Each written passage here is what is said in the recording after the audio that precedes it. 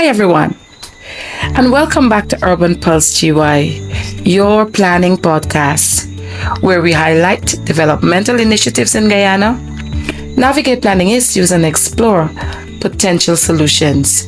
I am Cassandra Limbeck Finance, your host and planning coach.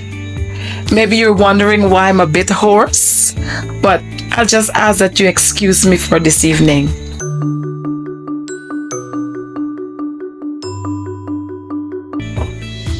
Did you know? Did you know that the prosperity of the Dutch colony of Berbice was significantly disrupted by the 1763 Berbice Slave Rebellion, where Kofi and Accra fought to liberate enslaved Africans from the colonial vice of the Berbice society?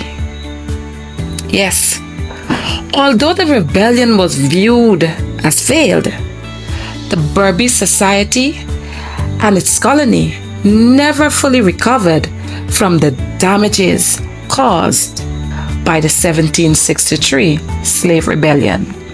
Did you know that?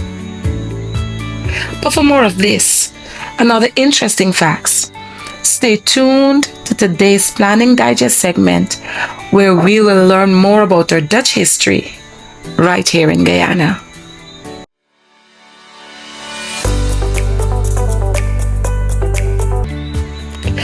We're still laying the foundation of our urban and regional planning discourse as we continue to review planning models. I do hope you are reflecting on the villages, towns, and cities you live in, and that you're able to draw parallels with the models. This week, we will look at a few other planning theories. And I'd like to start by talking about the central place theory. This theory was developed by Walter Christaller in 1933, and it sought to explain the spatial arrangement of cities by looking at the size, number, and distribution of settlements and the market services within that region. Christaller suggested that settlements function as a central place, as they're able to provide goods and services to their residents and the surrounding areas.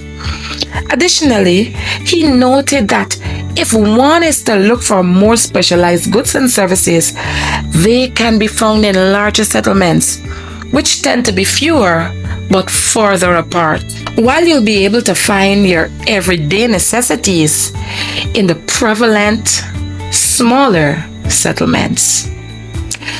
The central place theory relies on the concept of one threshold, which is the minimum population or market size that is needed to support a service or good in order for it to make a profit.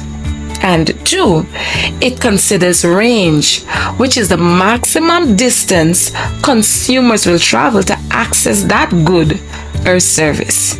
You know, a good example would be how far you are willing to travel if you'd like to purchase a pound of sugar or a box of matches, as against if you want to purchase a 65-inch television.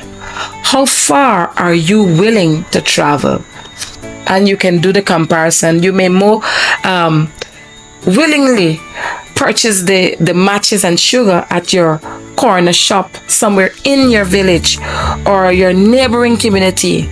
But for like your television or your refrigerator, you may want to go to like Georgetown, you know, a settlement that is further apart, and you're able to get more durable goods and services.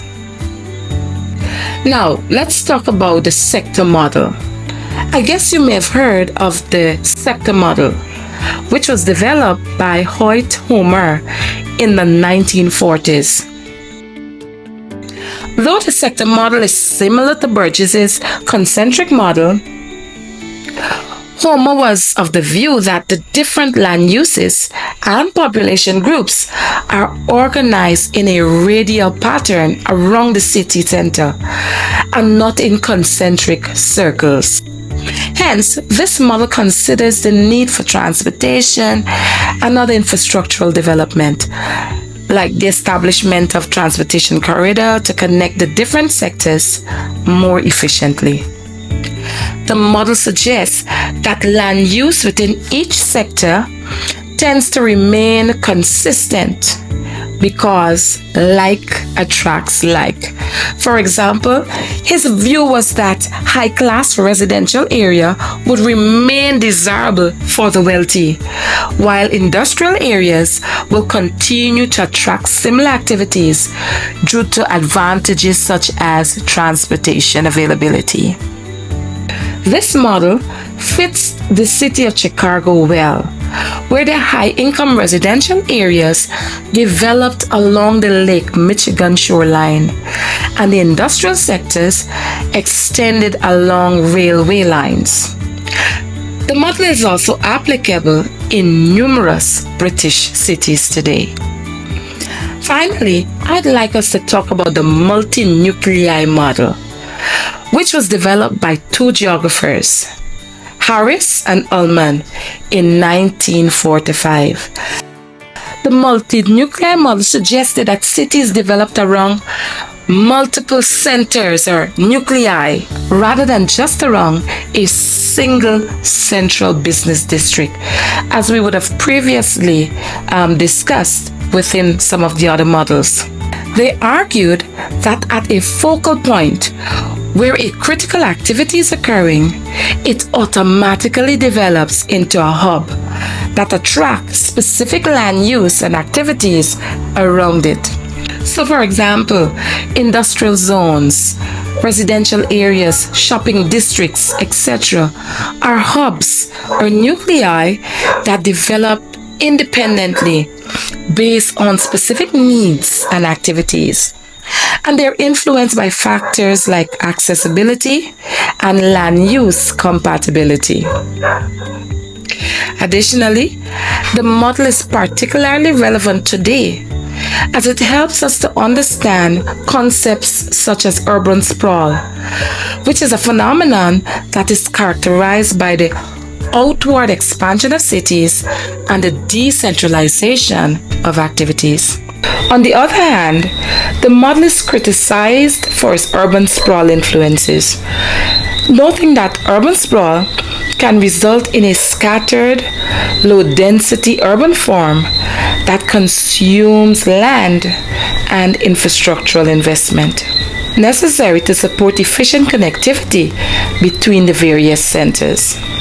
Thus, planners are mindful when using this model to plan city development, as poor planning can lead to issues like traffic congestion and other related inefficiencies.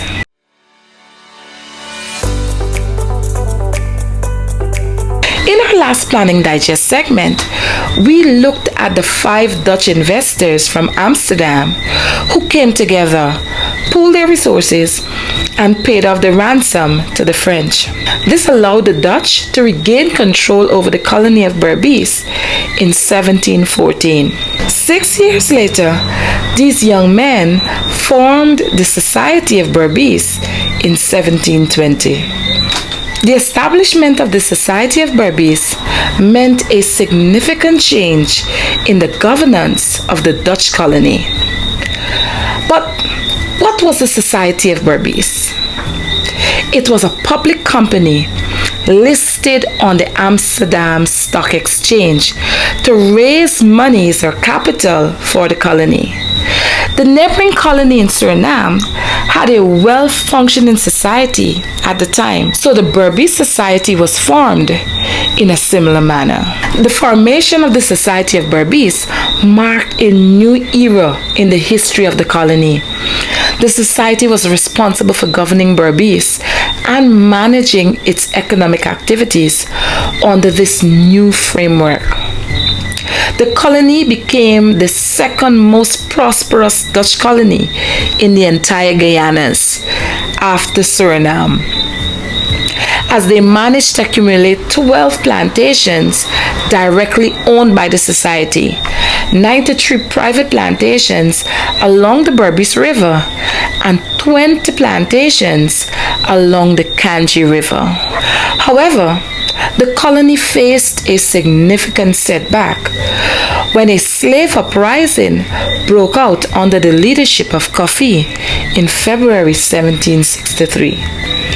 The uprising led to serious financial problems for the society due to the steep population decline it experienced after the revolt, abandonment, and the destruction of many plantations. The truth is that the society never regained its prominence. And over the years, though it remained in operation, they began selling out their possessions until Berbice ceded to Great Britain. And in 1821, the company finally closed its offices after selling out its last set of plantations to Davidson's Barclay and Company. There you go, my friends. Digest on that. Now, this has brought us to the end of today's podcast, where we discussed planning theories and we explored our history from the perspective of the Dutch settlers. Join us again next week, and remember to like, share, follow, and subscribe to our content on Facebook and YouTube. And remember, together we build sustainable communities and a better Guyana. Bye, friends.